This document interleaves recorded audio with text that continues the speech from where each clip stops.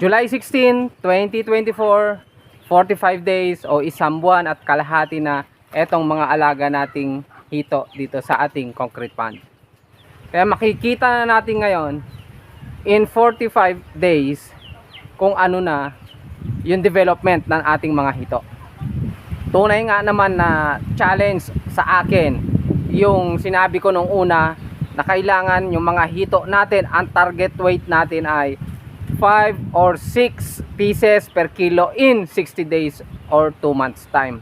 So naka 45 days na ngayon, i-update na natin para makita natin kung makukuha ba natin yung 5 or 6 pieces per kilo sa ating concrete pond.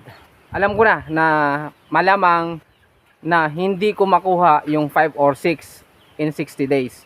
Pero tingnan natin doon sa shooter. Kasi kung average, tiyak yun, hindi natin makukuha kasi may mga bansot naman talaga dyan.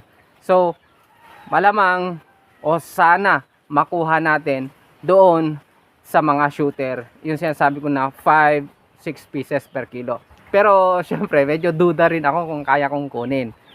Pero syempre ginagawa ko naman best ko.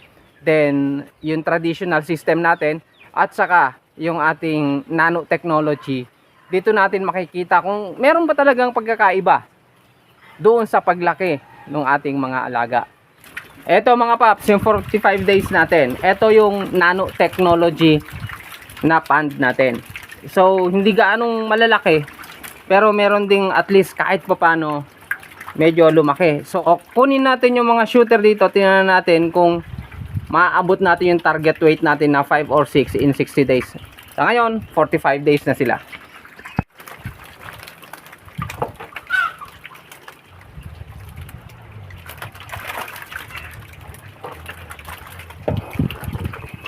So ito mga paps, yung malalaki dito sa ating nanotechnology, tingnan natin kung ilang pieces ang 1 kilo. So ito, mahigit 1 kilo, 1.70 grams. So ito mga paps, bilangin natin 2, 4, 6, 7. So yung 7 umabot na siya ng mahigit 1 kilo. So yan mga paps, yung ating nanotechnology, muntik na natin maabot yung 6 or 5 pieces sa 1 kilo. Pero yung mga yan, lilinawin ko, shooter yan. Dito pa rin sa nanotechnology, tingnan natin yung average. Ang gagawin natin ay random sampling, di ba? Ito ang ginagawa natin pagka nagsasampling tayo dito. Wala nang pili-pili dito. Basta kuha tayo ng ganyan.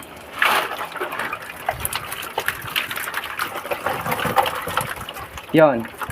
Tiyak ko yan, mahigit 1 kilo. Bawasan natin. So, hindi tayo namimili. Yan, babawasan lang natin. Yun. So, eto mga paps, dito sa ating nanotechnology, yung average weight, 1 kilo and 45 grams. Bilangin natin kung ilang piraso. Okay, may maliit pa talaga. Parang ano lang to. Parang 6 inches lang laki. Madami yung maliliit. 2, 4, 6, 8, 10, 12, 13 pieces. So ito 13 pieces yung average weight sa 1 kilo dito sa ating nanotechnology.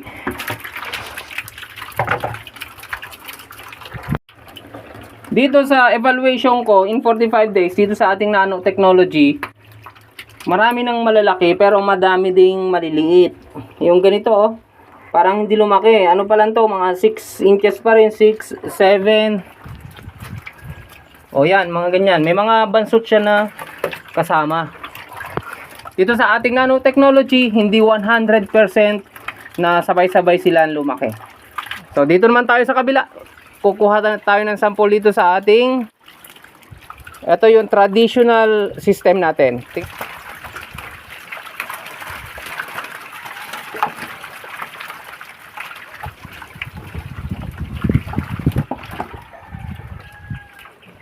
Ito mga paps, yung shooter dito sa ating traditional system. Tingnan natin kung ilang piraso. 2, 4, 6, 7. 7 piraso umabot din siya ng mahigit sa kilo, 1.15 o 1 kilo and 20 grams. So iyan yung inabot ng ating traditional. So balik na natin, yan. Dating gawi, kukunin natin yung average weight nitong ating traditional system. Random system tayo, wala tayong pili-pili dito. Kukuha tayo ng sample, random sampling tayo.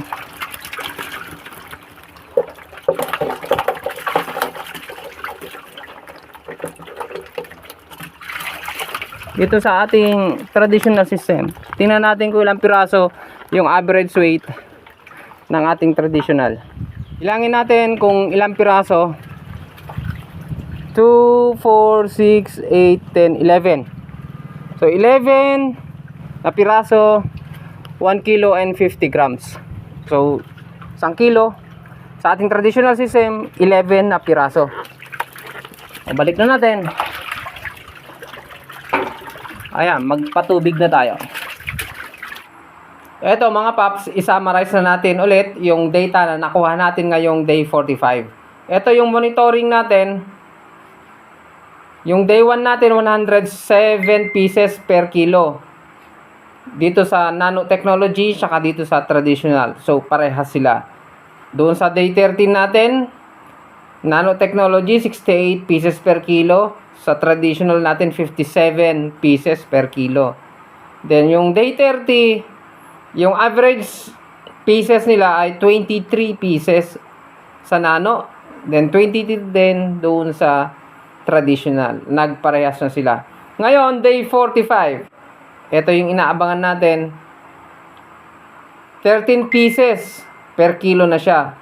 Then, dito yung shooter nila, yung malalaki na sa kanila, fast grower, 7 pieces per kilo. Then, dito sa traditional natin, yung average weight na nakuha natin ay 11 pieces per kilo. Then, yun namang shooter nila o fast grower ay 7 pieces per kilo. So, yung fast grower hindi nagkakalayo, parehas sila. Pero dito nagkalayo, nag-iba sa average weight. Kasi ito, ang 1 kilo, yung nanotechnology natin, 13 pieces. Samantalang dito, sa traditional natin ay 11 pieces.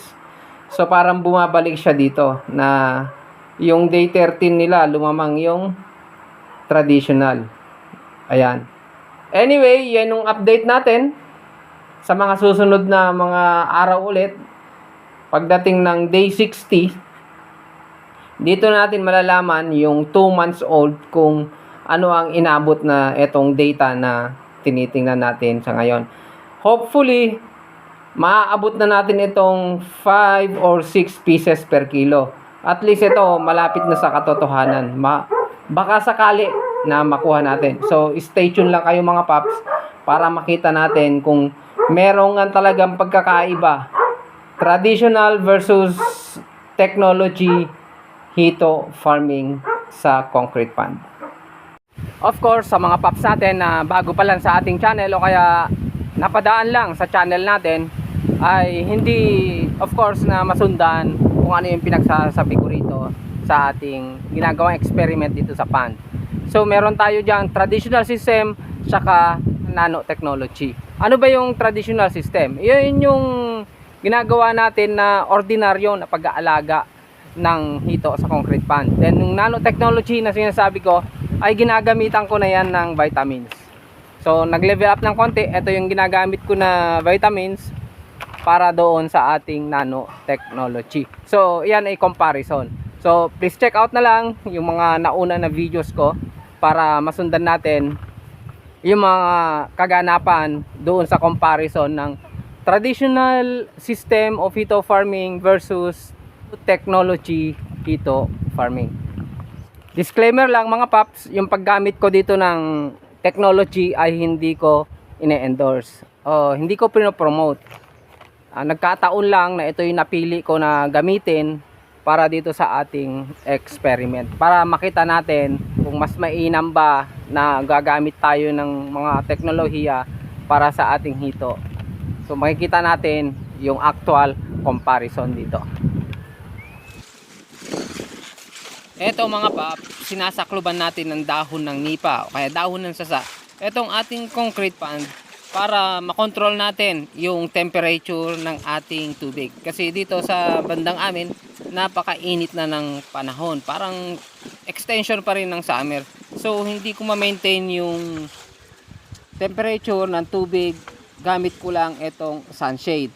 Kumbaga hindi niya masala talaga yung init, kaya ginagawan ko ng paraan sa ngayon para ma-maintain natin yung 27 to 31 degrees na temperature ng tubig, at least baka makuha natin yung target weight ng ating mga alaga.